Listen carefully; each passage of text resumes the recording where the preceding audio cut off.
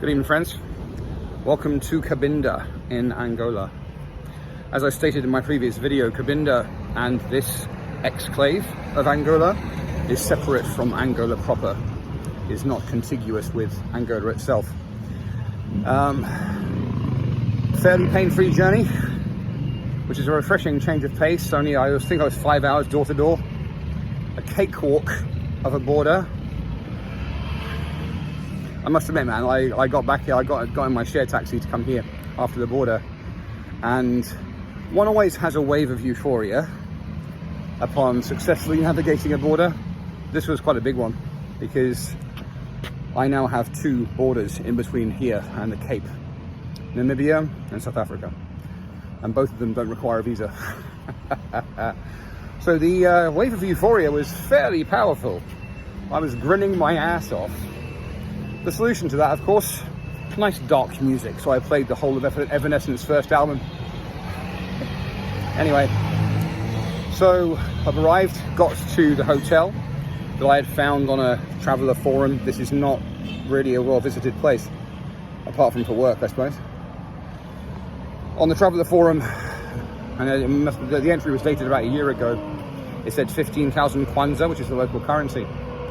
I turned up, they said they asked for 30. But I noticed that they also had an hourly rate.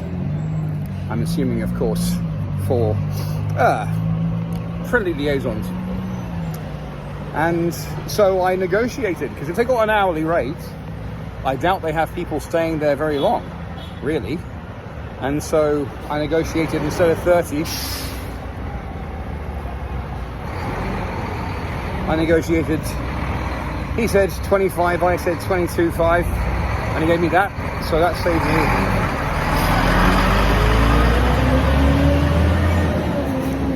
That saved me quite a lot of money, really, over the week. So I'm currently off to, I got into my room. It's a nice room. It's got a huge bathroom with an actual bath. Well, I have a bath, actually.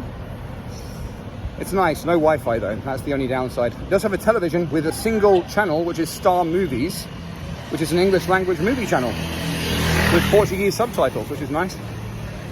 I just watched about half of Troy before I got off my ass and left the place. Currently walking along to a quite swish hotel, which is where I imagine I'm going to be working this week, which does have Wi-Fi.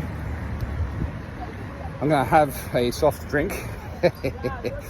And use the Wi-Fi, let my parents and Beth know I'm alive, and then head to the bank, get some cash, pay them, settle in for the night. Oh yeah, so this exclave of Angola is very valuable to Angola because it has massive offshore oil reserves. I lost count of the amount of oil refineries, oil trucks, and so forth I saw.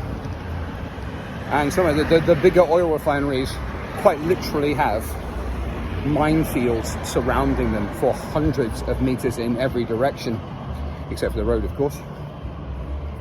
So rather secure, because there are some quite serious insurgencies going on, because of course this is the other side of the River Congo from Angola proper, and the insurgents are part of the Republic of Congo, or want to be. Anyway, I'm gonna get to it. Good afternoon, friends. So, Sunday afternoon, quite a nice, bright day, which is actually a rarity recently. I'm hoping it stays that way, because my lovely mother recently advised me that there was a blood moon tonight and potentially a lunar eclipse. So, I'm hoping it stays fairly clear. The weather report says a few hours after sunset, so that'd be nice. Just went to the relatively swish hotel to use the Wi-Fi, have some espresso. Went to the supermarket, bought my dinner tonight. They have this kind of, well, not a meal deal, but they have like a pre-packaged little styrofoam dish of rice, beans, and a chicken breast for about £1.50, you know, which is pretty good, actually, if you chuck enough salt, pepper, spicy sauce and stuff on the top of it. So that's good. I still have some supplies back at my place to have for lunch. Got yesterday's bread, some tuna, things like that. But yeah, so I think I've done the groundwork to be able to use that hotel for work this week. I met these two nice people who work there, Isabella and Jebuen, and as always, tipping well, so I should be able to get away with that. It's because it's very low season here, and this is definitely not a tourist destination. It's a small enclave, as I've said before, separate from Angola proper. I imagine, and it's only an educated guess, that most of the foreigners who come here is for work, for the oil trade, I guess. There are a few half-decent hotels, and I think they're kind of along that basis. Very few travelers come through here, I think. I have read on the traveler forums, and it's mostly people on motorcycles doing like a quite decent motorcycle trip. But I haven't seen any. Anyway, I hope you're all smiling.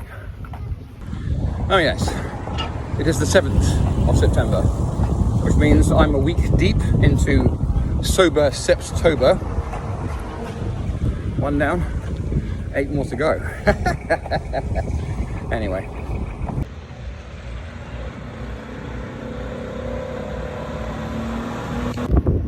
Well, that's a bit of a shame. So it's just gone 7 o'clock here. I have been to the hotel to use Wi-Fi, had a lovely video call with my best friend Bixie and her family, chatted with Beth, who's in a paddy field right now in Laos, and I headed out to try and catch a glimpse of the blood moon. There's a total lunar eclipse this evening. That's, when the conditions are right, it's called a blood moon. But the sun, it was pretty clear, but I think it might have clouded over a bit. I was pointing in the right direction. That would have been my second total lunar eclipse of the year.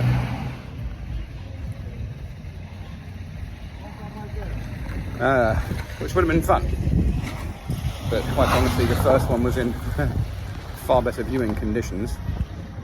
For those interested in that time, you can watch my iron ore train video from Mauritania.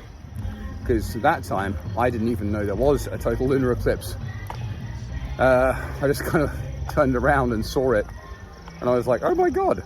And that was on a train in the middle of the desert, 500 kilometers away from anything. It was a good day. Anyway. Afternoon, friends. You'll forgive the Clint Eastwood squint. It was very cloudy when I left my place, and I didn't think to bring sunglasses. And when you live in sunglasses, when the sun comes out, it pierces you to your brain. Anyway, behind me there, very close to my place, is the ferry terminal. So I'm planning to either go to Soyo on Friday, which is a 3-hour trip, or potentially, if the price is right, maybe it's an overnight ferry, I don't know, go all the way to Luanda, which is the capital. Because it's a pretty long way, man. So if it's a day trip, if it's a 12-hour mission during the day, that's viable, of course. Which would be better, if it's an overnight trip, being a 12-hour trip, and I therefore save on a night's lodging. I don't know yet. I'm going to see. I just went along. It's bustling in there right now. I think they've got a bunch of people taking off to go somewhere, and I was advised to come back in the morning, so that's what I'm going to do. Anyway, I just went to the supermarket after work, picked myself up some rice and some chicken, cooked rice and chicken from the deli counter for dinner. Yeah, doing well. Right, just been to the port ticket office in between classes. It is rammed. There's apparently one person in the ticket office and about 50 people waiting. So, the good news, of course, is that the ferry to Soyo, which is the potential first stop, they leave on Wednesday, which is tomorrow and Friday. I'm assuming, it's a safe assumption, so, you know, rule number 3, but hedging it slightly, is that they're going tomorrow.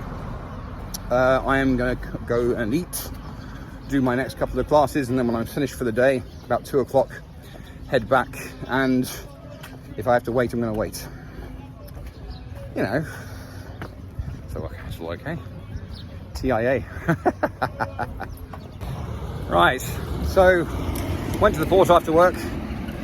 The ticketing system appears to be ridiculously inefficient. There are 50 people waiting, have been waiting for hours. There's one person in the ticket office and the line just isn't moving at all. So I did manage to ascertain, having polled a small group of people, that they're all there for tomorrow's boat. So my boat is on Friday, so I'm going to go tomorrow afternoon after this boat is left, and hopefully it'll be a little bit quicker. So I am now going to the supermarket to buy some dinner, a couple of bits, some cornflakes and some milk, as I'm running a little low. But I've had a good day, nice morning of work with espresso. I had missed coffee. As you know, I live on Earl Grey tea, which I've recently found again. Not sure how long that's going to last though. But it's nice to sit in a nice hotel and sip an espresso and work. I feel rather civilized. Anyway.